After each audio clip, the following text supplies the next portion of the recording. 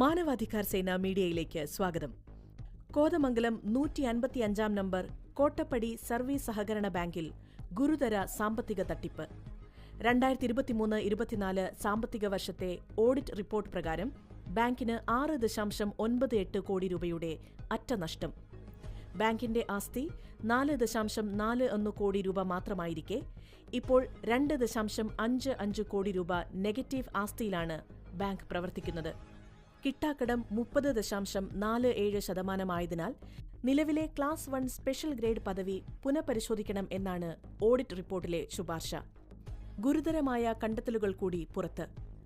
ജീവനക്കാരുടെയും ഭരണസമിതി അംഗങ്ങളുടെയും പേരിൽ വായ്പ.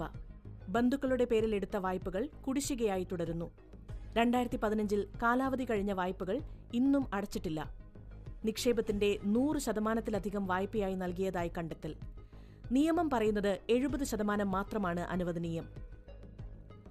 CPM ഭരിക്കുന്ന കോട്ടപ്പടി സഹകരണ ബാങ്ക് കഴിഞ്ഞ 5 വർഷമായി തുടർച്ചയായ നഷ്ടത്തിലാണെന്ന് ഓഡിറ്റ് റിപ്പോർട്ട് വ്യക്തമാക്കുന്നു. സാധാരണ നിക്ഷേപകരുടെ പണം എവിടെയാണ് പോകുന്നത് എന്ന ചോദ്യം ശക്തമാവുകയാണ്. രാഷ്ട്രവാദി ജനതാ പാർട്ടിയുടെ നാഷണൽ സെക്രട്ടറി, കേരളത്തിന്റെ ഇൻചാർജായ വിമൽ വിശ്വനാഥൻ നടത്തിയ പോരാട്ടത്തിനൊടുവിൽ RTI രേഖകളിലൂടെയാണ് ഈ തട്ടിപ്പ് വെളിയിൽ കൊണ്ടുവന്നത്. മാനവാധികാർ സേന മീഡിയ, സത്യം ജനങ്ങളിലേക്ക്.